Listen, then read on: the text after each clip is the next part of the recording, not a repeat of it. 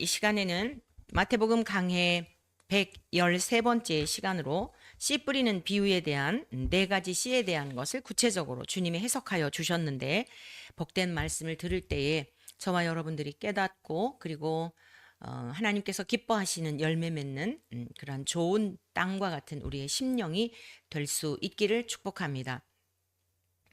주님께서는 이 마태복음 13장을 통하여서 천국에 대한 비유를 여러 가지로 말씀하셨는데, 첫 번째 하신 말씀이 무엇이었냐면 네 가지 땅에 떨어진 씨의 비유입니다. 그러니까 말씀은 씨는 하나님의 말씀이고, 그 다음에 밭이라고도 하고 땅이라고도 하는 이것은 바로 말씀을 받는 우리들의 인격, 우리들의 마음 하면 우리가 한 켠만 생각하는데, 어떤 뭐 심장이다, 하트다 이러는데, 마음 하면 항상 전 존재적인 우리의 인격을 생각하실 수 있기를 바래요. 그래서 하나님의 마음이 이러하시다, 하나님의 마음이 고통스러우시다, 하나님의 마음이 슬프셨다라고 하는 것은 하나님의 인격, 하나님의 전 존재적 그 존재를 그렇게 표현하고 있다라고 하는 것을 항상 염두에 두시고, 성경에서 마음, 생각 이런 것들이 나올 때는 우리의 인격에 관한 것을 그렇게 표현을 하고 있다, 이렇게 이해하시면 되겠습니다. 본문 말씀 마태복음 13장 18절에서 19절의 말씀인데, 그런즉 씨 뿌리는 비유를 들으라 라고 말씀하셨어요. 들으라. 그러면서 아무나 천국 말씀을 듣고 깨닫지 못할 때, 자, 말씀을 들었어요. 한 인격체. 제가 하나님의 말씀을 들었는데 깨닫지 못하잖아요. 그럴 때는 악한 자가 와서 그 마음에, 그 사람의 인격 속에 뿌려진 것을 빼앗아 간다는 거예요. 이러한 자는 어떠한 심령인가, 어떠한 마음의 상태인가, 길가밭과 같다. 그래서 이 첫 번째 길가밭과 같은 이러한 심령은 어떻다고요? 말씀을 듣기는 했어요. 말씀을 듣기는 했는데 깨닫지 못하는 거예요. 자, 우리가 거리에 나가서 복음을 전하잖아요. 말씀을 전한 거예요. 그런데 거리에 지나는 이들이 그 말씀을 깨달을까요? 깨닫지 못해요. 듣기는 들었는데 무슨 의미인지 모릅니다. 그렇기 때문에 그 사람의 인격 속에 말씀이 머물며 그 사람을 변화시키고 말씀이 실제가 되도록 하는 일은, 말씀을 받아들여야, 말씀이 인격이시죠. 우리 주님, 말씀이 육신이 되신 주님이신데 진리의 성령님께서 그 사람의 인격 속에 모셔드리고 영접하고 받아들일 때 이게 가능한데, 깨닫지 못하니까 자연히 전혀 마음에 머무를 수가 없고, 악한 자는 사탄이라고도 하고 마귀라고도 하고 아담을 꾀었던 옛 뱀이라고도 하는 이러한 이 사탄이 그 마음에 뿌리를 내리지 못하도록. 왜죠? 말씀이 마음에 뿌리게 되면 영생을 얻게 되잖아요. 싹이 나고 잎이 피고 열매를 맺고 주님께 영광을 돌리게 되잖아요. 그러니까 이거는 아주 원수 마귀가 가장 싫어하는 겁니다. 자기에게 속해 있었던 그 영혼을 예수 그리스도께서 이 땅에 오셔서 구원하시고 건져주시려고 오셨는데, 마귀는 그걸 알아요. 그러니까 자기에게 속해 있었던 이 영혼을 빼앗길 리가 있겠습니까? 그러니까 온갖 수단과 방법을 통하여서 이제 구원에 이르지 못하게 하는데, 특별히 길가밭과 같은 사람은 깨닫지 못하게 함으로 그렇다라고 하는 이야기입니다. 자, 그러면 우리가 여기서 성경에서는 깨닫는 것에 대한 굉장히 그 중요성에 대해서 구약의 말씀에서도, 또 우리 주님이 오셔서도 본문 말씀을 통해서도 이 깨닫는 것에 대한 것을 아주 강조하고 계시는데요. 이 깨닫다라고 하는 게 무슨 뜻인가를 좀 이해를 해야겠습니다. 이 깨닫다라고 하는 이 단어는요, 결합을 나타내는 전치사, 무엇 누구누구와 또는 함께, 교제, 이런 뜻이에요.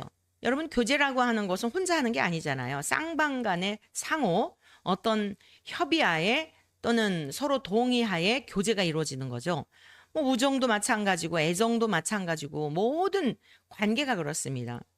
그런데 이 교제라고 하는 이 단어, 교제 또는 누구와 또 누구 곁에 함께, 이런 전치사와 또 하나 단어, 정신적으로 이해하다라고 하는 이 두 단어가 결합이 된 거예요.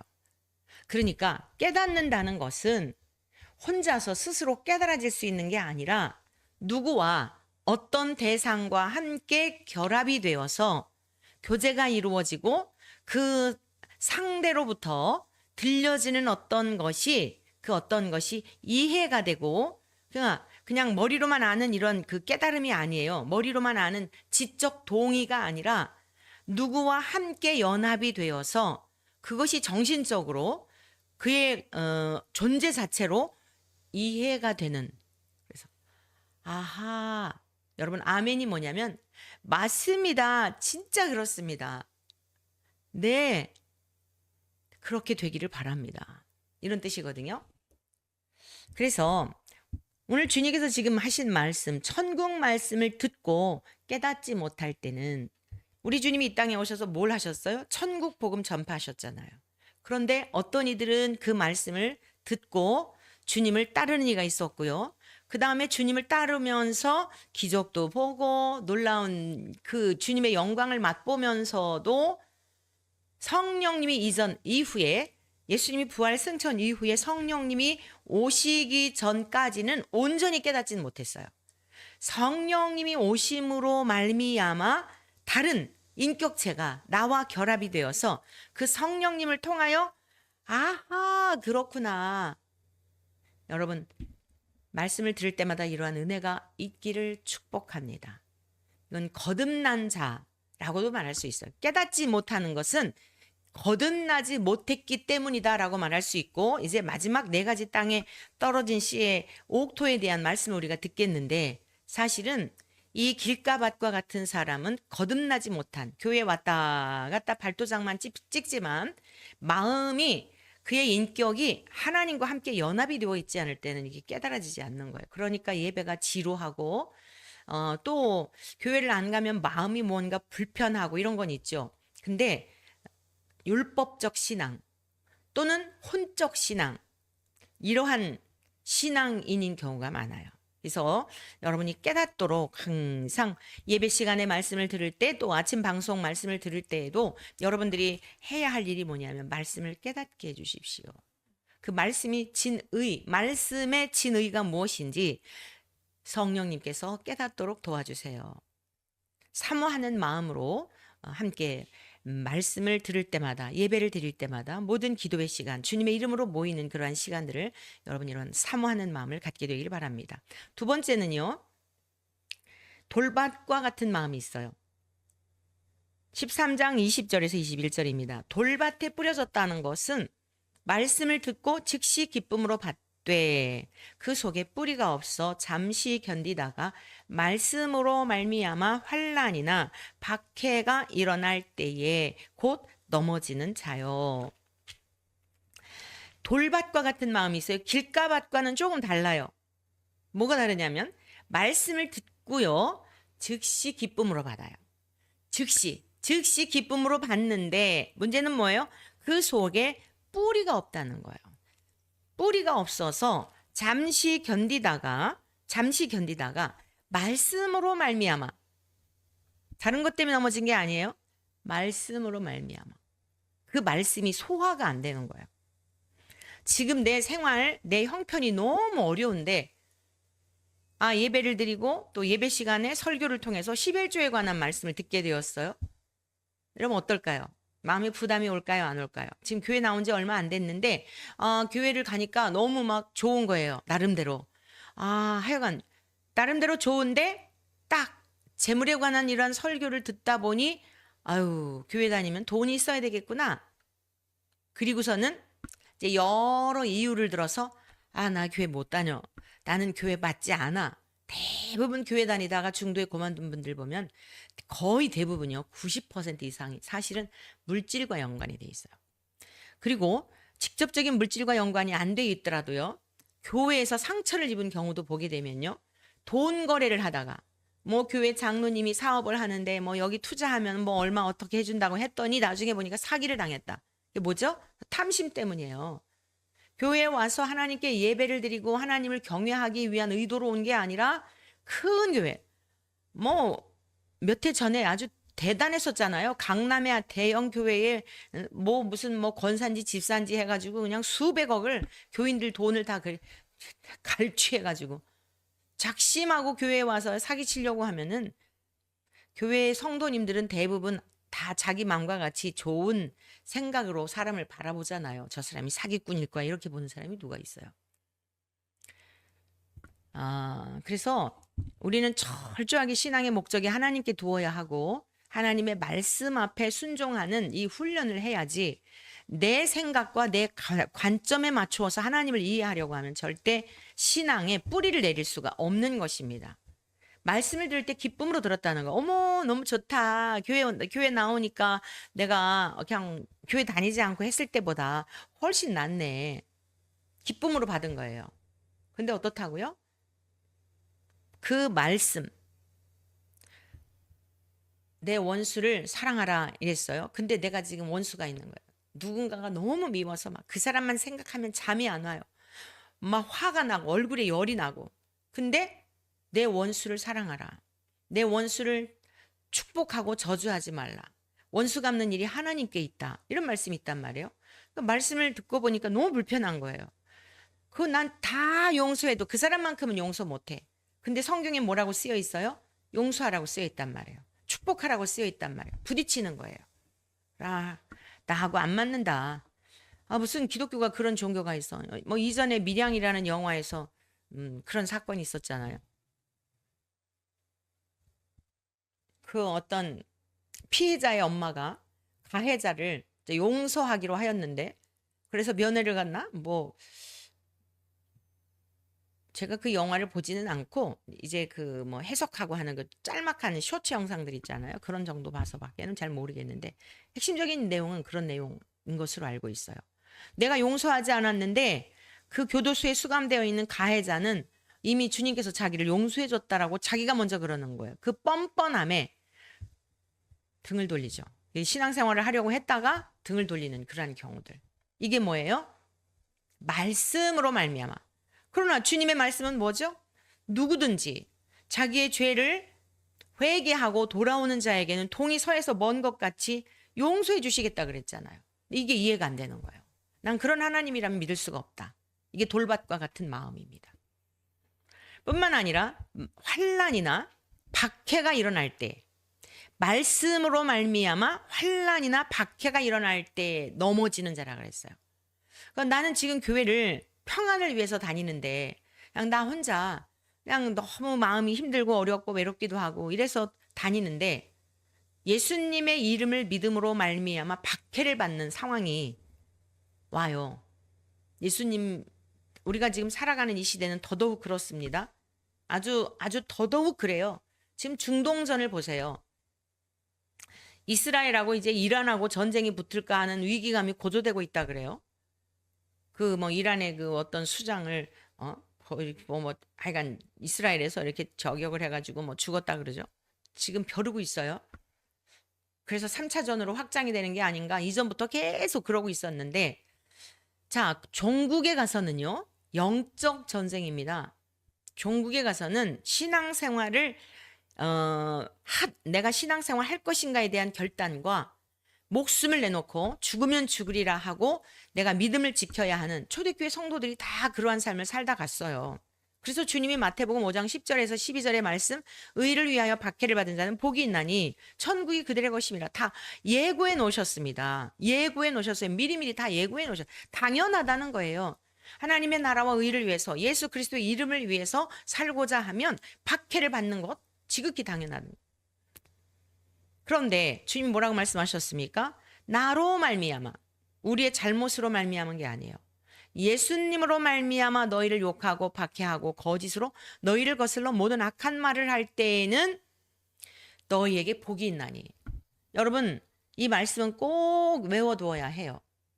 산상수훈에 나오는 말씀인데 심령이 가난하여 천국이 임하게 되면 죄에 대해서 성령이 보게 하신다 그랬어요. 애통하는 마음 우리 속에 있는 더러운 것들을 자꾸 쏟아내게 되면 온유하신 주님을 닮게 됩니다. 확 다 닮은 거 아니에요. 100% 닮은 건 아니고 닮아가는 거예요.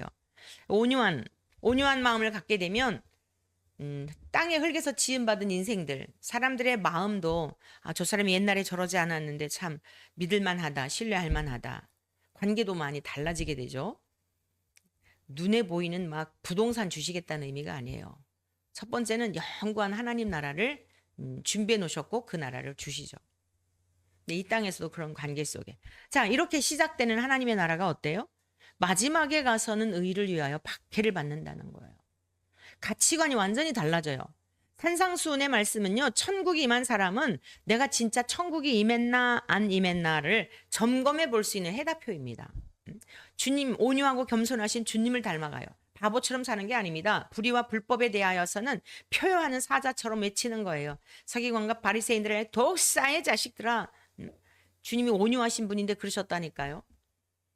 하나님의 이름을 모욕하는 자들, 하나님의 이름을 능멸하는 자들, 하나님의 말씀을 훼손하는 자들, 하나님의 말씀을 믿지 않는 그들을 향해서는 가차없이, 여러분 이게 온유한 겁니다. 제가 뭐 좀 이런 활동을 하고 이러다가 보니까 꼭 묻는 이야기가 있어요. 근데 진짜 이름이 진짜 이름이에요? 아니면 개명한 거예요? 라고 묻고요. 온순하라 그래서 온순이라고 지었나요? 아니면 온순해서 온순이라고 지었나요? 온순한 것 같지 않은데 깡순이 같은데 그러고 그래요. 아닙니다. 실명이고요. 우리 예수님의 온유한 성품은 바보가 아니라고요. 불법과 불의한 것에 있어서는 예면 예, 아니오면 아니오라고 하는 분명한 우리 모두는 그러한 주님의 성품을 닮아야 할 줄로 믿습니다. 그래서 이렇게 천국이 임하게 되면은 다른 사람을 볼 때도 긍휼히 여기는 마음을 갖게 되고 의에 대하여 목마름이 생겨요. 나도 정말 거룩하게 살고 싶다. 나는 왜 이렇게 죄된 생각들로 이렇게 가득 차 있지? 정말 너무너무 괴롭다. 이게 거룩한 근심이에요. 사도 바울은 거룩한 근심은 하라 그랬어요. 그리고 거룩한 근심은 후회할 것이 없는 구원에 이르는 것이라 그랬어요. 주님께서 말씀하신 의에 줄이고 목마른 마음인 거죠. 이러한 사람들은 하늘에 위로가 있는 거예요. 배부르게 되는 거예요. 영적으로 만족함을 주신다는 말씀이죠. 뿐만 아니에요. 마음이 청결하여 하나님을 보게 되죠. 하나님의 뜻이 무엇인지를 알게 되고 하나님의 계획을 알게 되고 하나님께서 보이시는 미래에 대한 것들을 알게 되고 이러한 것들을 알게 되니까 불화하고 다투고 싸우고 그 마귀가 좋아하는 거거든요. 마귀가 바로 노리는 게 뭐냐면 싸우는 거예요. 싸우고 다투고 분란을 일으키고 미워하고 증오하고 파괴적이고 결국에 가서는 뭐죠? 죽고 싶고 그래서 그냥 콱 자살하고 싶고 이게 마귀의 성품입니다. 주님의 성품과는 완전히 달라요. 잘 기억하세요. 마귀는요 싸우는 거 좋아해요. 다투는 거 좋아합니다. 격동시킵니다. 그러면 평안이 없어져요. 천국이 뭐라고요? 에덴 동산이 뭐예요? 기쁨의 동산이에요. 기쁨을 빼앗아가는 마귀의 사명은 기쁨을 빼앗아가는 거고 마귀의 사명은 사람을 죽이는 겁니다. 그래서 나중에 진짜 살고 싶지 않다. 정말 죽었으면 좋겠다. 그래서 극단적인 행동을 하게 되죠. 그러면 그 주변에 있는 사람들이 다 그 주변에 또 그 또래 끼리끼리가 있잖아요. 실망을 하고 낙심을 하고 저 사람도 굉장히 괜찮은 사람인 줄 알았는데 저 사람이 저렇게 스스로 목숨을 끊을 정도면 나도 무슨 살 의미가 없어. 그래갖고 그냥 막 그 도미노 현상이 일어나가지고 주변에 있는 이들이 많이 막 그런 일들이 일어나죠. 이게 마귀가 노리는 거예요. 이걸 영적 싸움이라고 그러는 거예요. 누구도 예외가 없어요. 말씀을 전하는 저에게 있어서는 이런 게 없을까요? 아니요. 더 극심해요, 사실. 더 극심합니다. 그래서 저를 위해서 더 많이 기도해 주셔야 돼요. 날마다 치열하게 피 터지게 싸우고 있는 거예요. 저 무슨 막 악한 세력들만 싸우는 게 아니라 이 거룩한 일에 앞장서서 뭐 그냥 이러고 하다가 보니까 얼마나 많이 거치게 하고 넘어지게 하려는 그런 일들이 말할 수 없이 더 많은 거예요. 정말 저를 위해서 기도해 주셔야 합니다. 다 여러분들에게 우리가 중보하고 한 것, 기도한 것 다 상이 있다고 그랬잖아요. 여러분들에게도 돌아가요. 하나님께서 상급으로 갚아주세요. 그래서 그런 걸 볼 때 다투고 이런 거 보면 못 견디는 거예요. 그래서 화평하게 하는 주님이 화목제물로 오셨잖아요. 주님과 우리와의 관계에 화목제물로 오셨죠. 화목제물로 오셔서 우리가 하나님과 화평하게 된 거예요. 이 주님의 성품이 전가되니까 다투고 싸우고 하는 건 못 견디는 거예요. 또 가정 안에 화평을 도모하고 웬만해서는 성내지 않으려고 하고 웬만해서는 마음의 격동이 되지 않으려고 하는 그런 마음을 성령님이 주시죠. 하나님의 뜻 안에 하나님의 뜻을 보게 되고 하나님의 어떤 그 계획들을 알게 되고 이게 하나님 나라를 사는 거예요. 자, 그런데 마지막에 뭐라고요? 그걸로 끝나면 얼마나 좋겠어요. 의를 위한 박해가 있다는 거예요. 기뻐하고 즐거워하라. 거짓으로 온갖 막 욕하고 박해하고 거짓으로 너희를 거슬러 모든 악한 말을 할 때 복이 있다는 겁니다. 기뻐하고 즐거워하라. 너 하늘에서 너희의 상이 큼이라. 너희 전에 있던 선지자들도 이같이 박해했는데 어느 누구도요 믿음의 선진들 중에 박해받지 않은 선지자가 없습니다. 그러니까 우리들도 내가 잘 가고 있구나. 너희 주님의 이름으로 모욕을 당하고 박해를 받고 그럴 때는 잘 가고 있구나. 주님이 내 안에 계신 증거이구나 라고 생각하면서 기뻐하고 즐거워하실 수 있기를 바랍니다. 자, 우리가 바울 사도의 그 여정을 좀 보겠는데요. 의를 위하여 박해를 받고 얼마나 환난이 많았는지 고린도후서 11장 24절에서 이와 같이 고백하고 있습니다. 그들이 그리스도의 일꾼이나 정신없는 말을 하거니와 나는 더욱 그러하도다. 내가 수고를 넘치도록 하고 옥에 갇히기도 더 많이 하고 매도 수없이 맞고 여러 번 죽을 뻔하였으니 바울 사도를 아주 괴롭히는 자들이 많았잖아요. 그들은 그들 나름대로 하나님을 믿는다는 열심으로 그러는 거예요. 그들도. 지금 우리나라 기독교 대한감리회에 일어나고 있는 문제들은 안 그런가요? 저들은 저들 나름대로 하나님을 잘 믿는 예라고 그러고 있는 거예요. 동성애는 죄가 아니라고 하면서 하나님이 그렇게 창조하셨다고 하면서 성소수자들을 사랑하는 것이 하나님의 뜻이라고 이렇게 저를 하나님의 열심으로 나름대로 한다고 생각하는데 성경의 말씀은 그렇게 한 부분을 왜곡하고 자의적인 해석으로 그렇게 해석하는 것 가지고는 그게 이단이죠. 그게 사이비 집단이고. 바울 사도 주변에도 그러했다는 거예요. 그들이 그리스도의 일꾼이냐?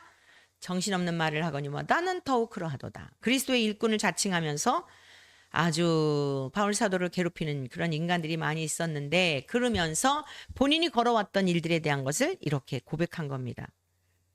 매도 수없이 맞고 여러 번 죽을 뻔하였으니 유대인들에게 40에서 하나 감한 매를 5번 맞았으며 3번 태창으로 맞고 1번 돌로 맞고 3번 파선하고 배 타고 가다가 파산했다는 거예요. 일주야를 깊은 바다에서 지냈으며 여러 번 여행하면서 강의 위험과 강도의 위험과 동족의 위험과 이방인의 위험과 그냥 사방으로 다 적들이에요. 여러분 견뎌낼 수 있을 것 같으세요? 시내에서든지 광야에서든지 바다에서든지 형제라 하는 사람들 거짓 형제 중에 위험을 당하고 또 수고하며 애쓰고 여러 번 자지 못하고 줄이며 목마르고 여러 번 굶고 춥고 헐벗었노라. 이 외의 일은 고사하고 아직도 날마다 내 속에 눌리는 일이 있으니 곧 모든 교회를 위하여 염려하는 것이라. 여러분 갈 수 있겠어요? 이 길을?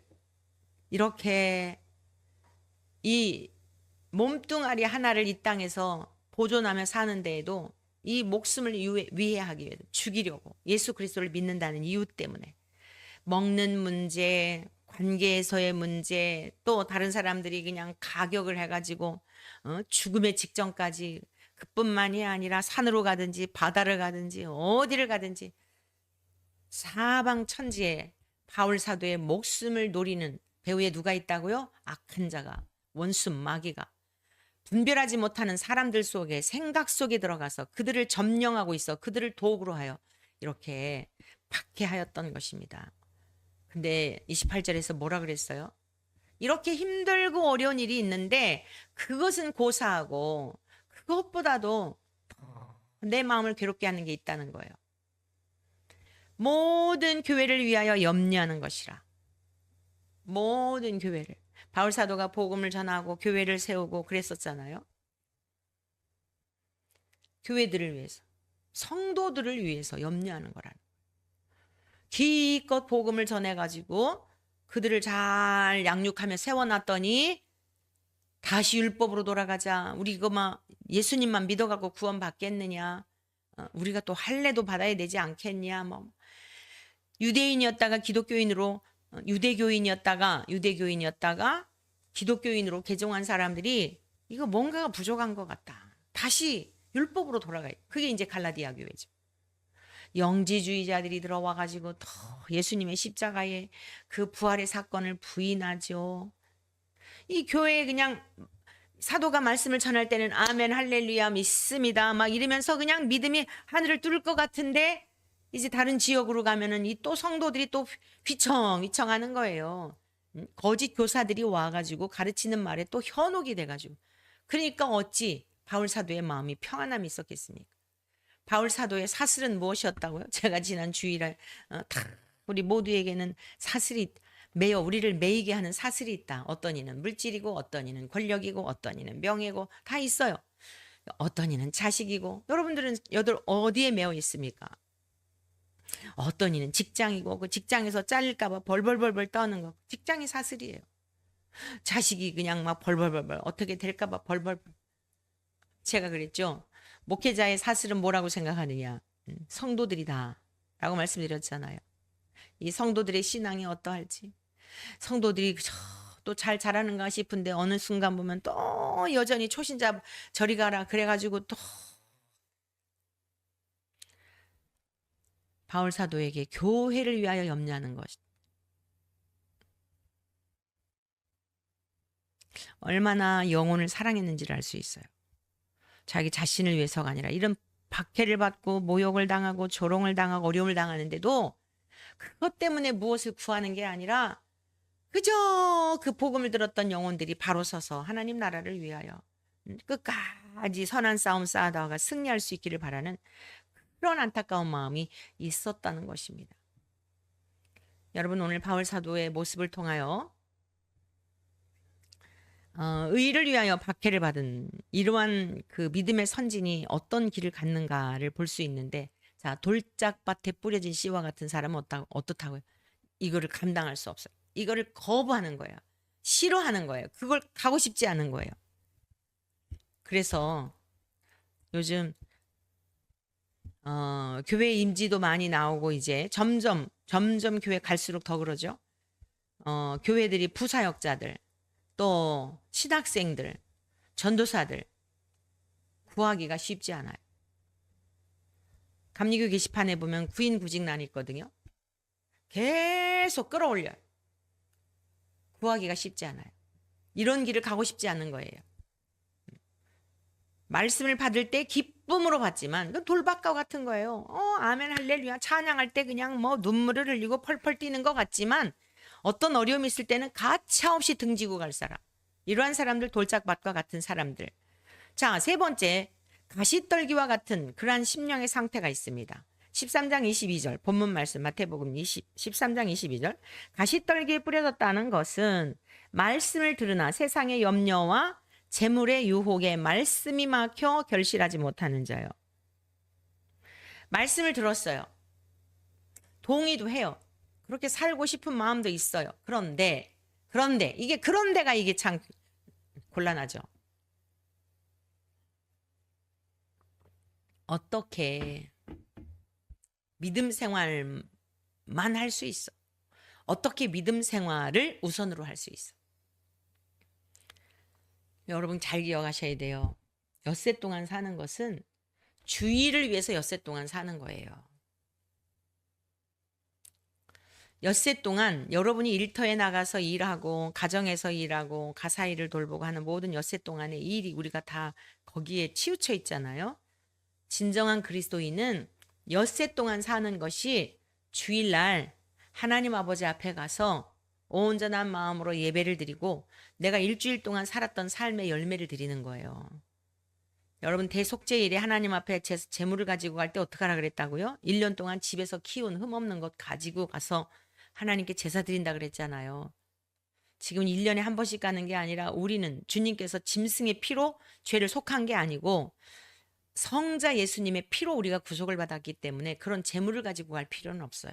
그러나 마음의 상태만큼은 일주일 동안 엿새 동안 사는 삶이 주일날 안식일에 우리 주님께서 그 세상을 창조하시고 너무너무 흐뭇하셨거든요. 안식의 의미가 뭐라 그랬어요? 일전에 말씀드렸어요. 안식의 의미는 축제의 의미예요. 잔치를 다 배설해 놓고 즐기시는 거예요. 그래서 이 주일은 하나님께서 잔치를 베풀어 놓으시고 우리를 초대한 시간입니다. 왕이 잔치 자리에 아무나 초대해요? 선별해가지고 초대를 하고요. 이름표 딱 붙이고 자리들도 다 들어갈 때부터 검사하면서 들어가요. 왕의 초대를 받은 사람은요. 저 궁궐 밖에서부터 보초병에 의해 가지고 몇 단계를 거쳐서 들어가는 거예요. 여러분 주일날 드리는 예배가 그런 예배예요. 그거보다 더한 예배가 되어야죠. 엿새 동안 부지런히 열심히 주님을 생각하면서 엿새 동안 하나님이 세상을 창조하시고 보시기에 심히 좋았더라. 안식하셨다는 것은 즐기셨다는 뜻입니다. 야, 내가 신이지만 참 내가 해놨어도 진짜 기가 막히다. 와, 이 기쁨을 누구랑 나눠야지? 그래서 하나님의 모양과 형상을 따라서 인간을 똑같은 하나님과 같이 기쁨을 누릴 수 있는 대상을 만들어준 거예요. 그래서 에덴 동산, 기쁨이라는 동산에서 같이 기뻐하며 사시길 바랐던 거죠. 아무리 맛있는 것도 혼자 먹으면 맛이 없잖아요. 문제미예요. 아무리 즐거운 것도 혼자 하면 아주 심심하잖아요. 아무리 재밌어도. 요즘은 워낙 세상 이상하게 돌아가니까 그렇지. 그래서 아이들이 또래가 없으면 우울증에 빠지는 이유가 그거예요. 우리 인간은 더불어 살게 돼 있어요. 사람 인자잖아요. 서로를 바치고 있는 거잖아요. 이게 하나가 빠지면 작대기에 불과한 겁니다. 사람 인자, 사이간자. 사람들 사이에서 서로 바치고 살아가는 게 인간이란 말이에요.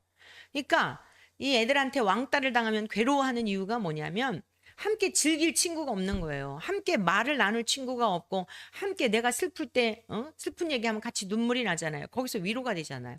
이런 친구가 없는 거예요. 이게 하나님의 형상이에요. 하나님의 모양, 우리가 완전히 지금 그 형상이 완전하진 않지만 남아있는 겁니다. 하나님의 그 멋진 세상을 창조하시고 혼자 즐기시는데 무슨 의미가 있겠습니까? 그래서 같이 즐길 수 있는 하나님과 동일한 지정의의 요소를 갖추고 있는 그 형상을 만들어서 함께 즐기고 함께 기뻐하고 하나님의 것을 가지고 마음껏 누리도록 그게 세상을 창조하신 목적인 겁니다. 함께 기뻐하고 즐거워하고 장차 살게 될 하나님 나라에서는 거룩하다 거룩하다 거룩하다. 와 진짜 하나님 정말 대단하십니다. 어떻게 이런 그 지혜가 무궁하시고 여러분 그 천국에서는요 서로 그렇게 하나님을 찬양하고 또 서로를 향해 와 당신도 정말 복 있는 자입니다. 이야 이 영광스러운 자리 우리가 하늘 가족으로 계속 살게 되었으니 얼마나 감사합니까. 미워하는 일이 어디 있어요. 정죄하는 일이 어디 있고 뭐 당신은 뭐해서 천국에 왔어요. 이런 거 뭐 어디 감히 물어요. 자기 자신이 염치 없는 걸 아는데 은혜로 구원받은 것을 아는데 이 땅에서도 주님의 나라를 누리며 사시기를 축복합니다. 주일은 정말 힘들어도 죽으면 죽으리라 하고 성전에 나가야 돼요. 제가 주님께 그런 기도를 드린다 그랬잖아요. 요즘 이 장수 시대가 되어서 굉장히 오래 사는 분들이 참 많은데 65세 이상부터는 대부분 질병과 벗삼아 산다 그러더라고요. 건강 수명이 거의 65세까지래요. 근데 그 이후에는 약을 달고 산대요. 약물에 의존하고 가족의 도움을 받고 오늘 말씀을 듣는 우리 모두는 하나님의 명약인 구약과 신약을 복용하면서 하나님이 주신 아름다운 자연에서 나는 것들을 즐겨 드시고 우리 몸을 하나님께서 건강하도록 도와주신 은혜를 입어 주님 앞에 부름을 받는 날까지 꼭 병원에 뭐 이제 다음 주에 정기검진을 가기로 예약이 되어 있는데 꼭 가면 물어보는 게 있어요. 전화로 예약할 때부터 물어보는 게 있어요. 뭐 드시는 약 있으세요? 당뇨약, 혈압약, 고지혈증 뭐 어쩌고 저쩌고 그 꼭 물어봐요. 병원에 가서도 물어보고 우리 모두는 주님 나라 갈 때까지 아니요 먹는 거 하나도 없습니다 라고 할 수 있기를 축복합니다. 네, 거룩한 소망을 가질 필요가 있어요. 그리고 우리가 먹는 것들도 조심하면서 먹는 게 다 우리 안에 누적이 되어서 우리 몸을 이룬다 그래요. 하나님의 구약의 말씀, 신약의 말씀, 우리의 영혼을 살게 하고 우리의 정신세계를 맑게 하고 영혼을 소성시키고 우리의 육체의 악한 정욕과 이런 것들을 통제할 수 있는 능력, 영적인 그런 권능이 있게 될 때 이런 것들을 통제할 수 있는 힘이 있는 것이죠. 그래서 이 길가에 뿌려진 씨와 같은 길가밭, 그러니까 가시떨기에 이제 말씀이 떨어진 거예요. 근데 가시떨기밭과 같은 사람의 뭐냐? 상태가 뭐냐? 염려, 근심, 재물의 유혹, 특별히 재물의 유혹. 그래서 말씀이 막히는 거예요. 결실하지 못하는 자. 여러분 앞에 있는 돌짝밭, 아니 길가밭, 돌짝밭, 가시떨기밭 다 같아요. 다 같은 거예요. 뭐가 같냐? 구원에 이르지 못하는 믿음. 하나님의 말씀을 흡수하지 못하는 믿음. 열매 맺지 못하는 믿음입니다. 그럼 마지막 네 번째, 주님께서 이제 진정한 그리스도인이라면 옥토밭이 되어야 된다. 하나님께서 우리의 마음을 기경해 주신다고 그랬잖아요. 성령님 오시게 되면 13장 23절이에요. 마태복음 13장 23절. 좋은 땅에 뿌려졌다는 것은 말씀을 듣고 깨닫는 자니 결실하여 어떤 것은 100배, 어떤 것은 60배, 어떤 것은 30배가 되느니라. 자, 이 말씀의 병행 구절 누가복음 8장 15절을 보시겠어요. 같이 주님이 하신 말씀을 조금 다르게 누가와 마태가 표현을 조금 달리 했는데 결국 같은 말씀이에요. 그러나 그 우리가 이해를 돕는 데는 좋은 말씀이어서 유익이 될 수 있게 병행 구절 말씀 같이 함께 봅니다. 좋은 땅에 있다는 것은 자, 첫 번째 착하고 그랬어요. 마태복음 13장에서는 뭐라 그랬어요? 좋은 땅에 뿌려졌다는 것은 말씀을 듣고 그랬습니다. 순차적으로 보니까 좋은 땅에 뿌려졌다는 것은 말씀을 들어야 돼요. 근데 사람들이 말씀을 들으려고 하지 않죠. 주일날 우리가 왜 필요하죠? 주일날만큼은 40분 내지 50분 동안을 집중해서 하나님의 말씀을 듣는 시간이에요. 말씀을 듣는 시간이 없게 되다 보면 뭐라고요? 세상의 염려와 재물의 유혹과 이러한 것들로 인하여서 말씀이 뿌리를 못 내려요. 당연히 열매가 없죠. 길가밭 마귀가 되도록이면은 그 마음에 이 말씀이 뿌려지지 못하기를 지금 호시탐탐 누리고 있는데, 아니 누리는 게 아니라 노리고 있는데 말씀을 안 듣는데 신앙생활 잘한다? 절대 불가합니다. 오히려 이제 나중에 교회 예배를 드리지 않고 나 혼자 집에서 성경 읽어요. 이상하게 될 수 있어요. 자기 스스로 성경을 해석하고 자의적인 해석을 하고 그런 길을 간 사람들 많습니다. 기독교는 도 닦는 종교가 아니에요. 도를 닦는 종교가 아니라 진리의 도, 십자가의 도, 주님이 친히 보이셨고 우리가 따라가고 주님 모시고 함께 걸어가는 거예요. 함께 천성길을 향하여 날마다 쳐서 복종시키고.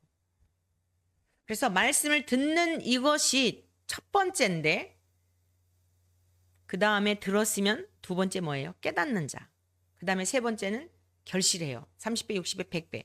근데 누가복음엔 뭐라고 그랬냐면 착하고 좋은 마음으로 말씀을 듣고, 말씀을 듣기는 듣는데 그냥 듣는 게 아니에요.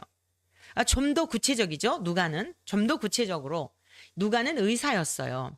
누가는 의사였고 마태는 세리였습니다. 그래서 이 누가는요 굉장히 그 학구적인, 의사들은 아주 그 세밀한 거 또 임상적인 거 이런 것들을 중요하게 여기잖아요. 그러니까 말씀을 들었는데 그냥 들은 게 아니라 그 자세, 착하고 좋은 마음으로 말씀을 듣는 것이 옥토밭이 되는 첫걸음이에요. 근데 여기서 우리가 조심해야 될 게 있는데요. 옥토밭이 된다. 우리 한번 시골로 가보자고요. 저와 여러분들 연상을 하면서 시골 풍경을 연상을 해보십시다. 밭이 있는데, 땅이 있는데 땅이 스스로 무엇을 하나요? 땅은 스스로 무엇을 못해요. 땅은 처분만 바라요. 처분. 주인이 하는 처분만 바라는 거예요. 여러분 이게 착한 마음이에요. 누가는 의사가 수술을 하는데요. 이제 환자들이 병원에 올 거 아니에요. 환자가 병원에 왔는데 이건 그냥 제가 즉흥적으로 지금 그냥 그 누가가 기록한 성령의 감동으로 기록되었지만 그의 직업상 이렇게 세밀하게 기록한 그의 직업적인 것과 성향을 하나님은 또 사용하셨거든요. 그래서 지금 생각이 난 거예요. 마태는 들었어요. 세리잖아요. 자, 세금 얼마입니다. 내셔야 합니다. 딱이에요. 뭐 여지가 없어요. 여지가. 그런데 지금 의사는요. 누가 오면은 상담을 하잖아요. 어디가 어떻게 아프세요? 뭘 잘못 먹었나요? 뭐 이전에는 어땠죠? 수술 병력 이런 거 물어봐요. 근데 대부분 환자들이 보면요. 어디 무슨 증세가 있으면 예나 지금이나 요즘은 이제 막 정보화 시대에 이게 굉장히 정보가 그 정보의 홍수 속에 사니까 네이버 검색해 보면 엄청 많은 자료가 있잖아요. 반 의사가 돼서 가잖아요.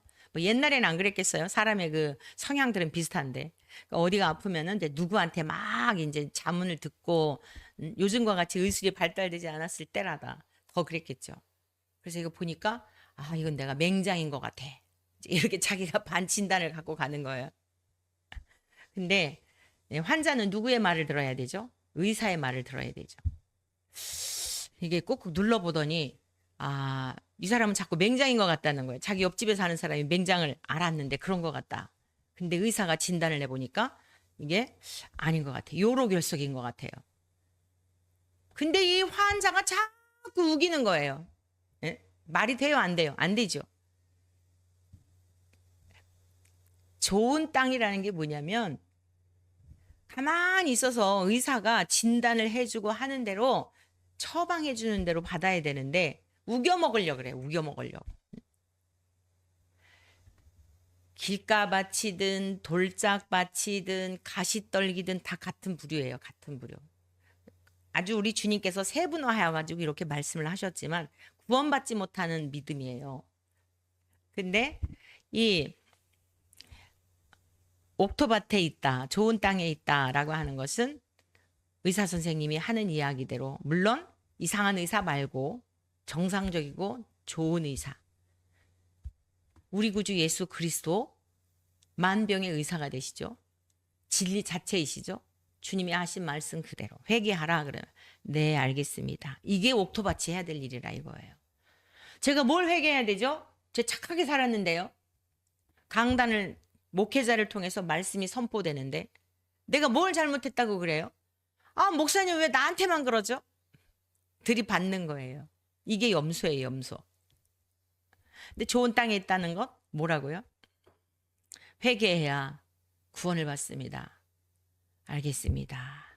땅은 아무것도 할 게 없다니까요. 주인이 처분하는 대로 주인이 막 호미를 내리치고 막 호미는 요만한 거지. 쇠스랑이로 막 이러고 뭐 그냥 뭘로 포크레인으로 갈고 해도 땅은 찍소리 못해요. 갈려야 되는 거예요.